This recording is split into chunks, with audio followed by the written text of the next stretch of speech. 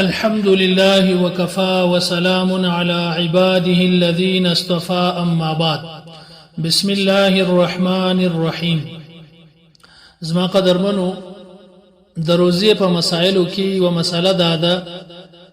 چې هر هغه عذر چې د هغه په وجه باندې روزه نه نیول جایز دی، یعنی روزه د روزي رخصت دی، یعنی ته روزه که نه ونیسې ته نه یې ګناهګار. اول عذر دا دی چې یو سړی دا اراده لري، د سفر شرعي اراده لري. سفر شرعي سوا و اویا کیلومتره چې یو سړی د سفر اراده ولري چې زه به سبا سهار په سفر باندې ځم، نو دغه سړی د پاره چې دی بیا رخصت دی، یعنی اجازت ستا کدی روزه نه ونیسي دی نه دی ګناهګار. خو بیا هم که یو سړی که په سفر کې څه تکلیف نه وي نو بیا روزه نیول چې دی بیا د پاره بهتره ده. او کچیر داسې وي چې په سفر کې دته یو مشقت وي او تکلیف یې شي نو بیا روزه نه نیول افضل دی د لپاره. او کچیر داسې وي چې د هلاکېدو خطر وي، یعنی چې په دې سفر کې کدی روزه ونیسي د هلاکېدو خطر ده، دته ډیر غټ نقصان پیښي، نو بیا روزه نه نیول چې دی بیا واجب دی، بیا باید چې د روزه نه ونیسي، چې روزه ونیوله بیا ګناهګار دی. او دویم عذر دادی چې د یو زنانی په نس باندې کوشنی دی، بچی دی، نو د دې یو دیندار ډاکټر دا ورته ویل کته چیرې روزه ونیسي نو تا ته نقصان پیښي یا ستا کوشنی ته نقصان پیښي، یا خو دیندار ډاکټر نه ورته ویل بلکې د دې دا تجربه ده، د نور تجربه کار تجربه په وجه باندې دې دا فیصله وکړه چې کزه چیرې روزه ونیسم نو ماته نقصان پیښي یا زما کوشنی ته نقصان پیښي، نو بیا چې د روزه نه نیول د لپاره جایز دي، که روزه نه ونیسي دا نه د ګناهګار. او صرف خپل ګمان باندې مازی معمولی تکلیف باندې دا شی فیصله کول بیا چې دی هغه د لپاره جایز نه ده، روزه به خامخا نیسي. او داغه سي بی دینه ډاکټر چې ورته وایي چې ته روزه مې نسته ته نقصان پیښیږي، د بی دینه ډاکټر یا د بی دینه ډاکټري فیصله چې داغه تم اعتبار نشته. دیندار ډاکټر یا ډاکټر ورته وایي چې ته نقصان کی بیا به دا روزه نه نیسي، بیا د لپاره روزه نه نیول بیا جایز دی. او بل عذر دادی چې یو زنانه کوشنه دی، د شیدو کوشنه دی، اوس هغه کوشنی ته دا شیدې ورکی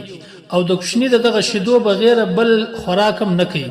دا شیدې دغه د پاره ډیر ضروری دي چې دا به د شیدې ورکی. نو اوس کدا چیرې روزه ونیسي نو دغه شیدې د کوشنی په شیدو باندې چې دی هغه اثر پرې وځي یا دته نقصان پیښي، دا کمزوري کیږي او نقصان ورکي، یا کوشنی بیمار کیږي یا کوشنی وجه پاتې کیږي. د دغه زنانې د پاره چې دی هغه د پارم روزه اجازت لري چې دا نه ونیسي، یعنی کدا روزه نه ونیسي دته اس تاوانم نشته، یعنی دا ګناه نه ده د لپاره. او بل عذر دادی چې یو سړی بیمار دی، د بیماری په وجه باندې دای چې دی که روزه نه ونیسي دی نه دی ګناهګار. او یا دا وی چې دا بیماری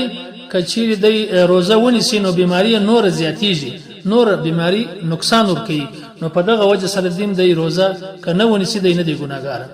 یا بیماری خو زیاتیږي نه، لیکن په ډیر کدی روزه ونیسي بیا ډیر په نا وخت باندې دغه بیماری جوړیږي، خو بیا د لپاره اجازه ته چې دی روزه نه ونیسي. او یو څوک بوډا دی روزه بالکل طاقت نه لري، یا زنان سپنسر د ډیره ضعیفه ده، نو داغه د لپاره اجازه ته چې روزه نه ونیسي فدیه دی ورکړي. او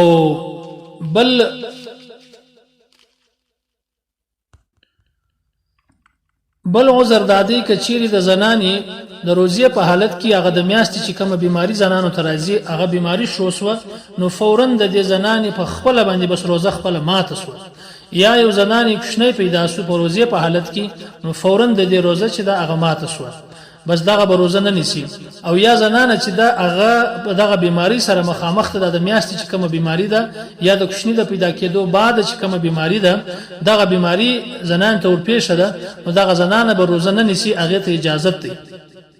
اوس دغه زنانه چې هغه دغه بیماری سره مخامخ ده، دا به خوراک ښکارا کوي کبي پټ کوي، نو دې لپاره دادی چې دا ښکارم خوراک کولای شي، وبم چلی شي، خوراکم کوي شي، چایم کولی شي، خو بهتره ده د افضل علماو دا لیکلي ده چې دا زنانه باید چې پټ خوراک وکړي چې دا نور خلک نشي په خبر او د روزې د ادب په وجه باندې دا باید چې پټ خوراک وکړي د دې لپاره خوراک کول بالکل جایز دي خو پټ یې وکړي دا افضل خبره ده او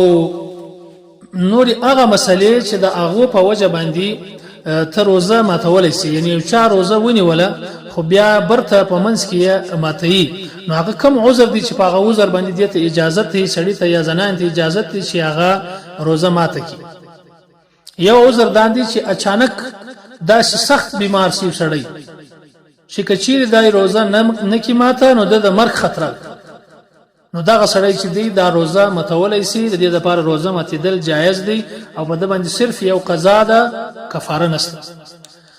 او یاد اوي چې بیماری سړی خو مړ کیږي نه خو بیماری ته زیاتېدو خطر ده کچیر دی د روزه نه کی ماته نو هغه بیماری په منټ په ګنټه کې د نور بڑاوي نور زیات نقصان ور کوي نو د دغه لپاره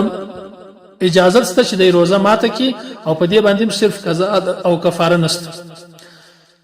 لکه یو سړی چې اچانک په نس باندې دومره سخت درد شو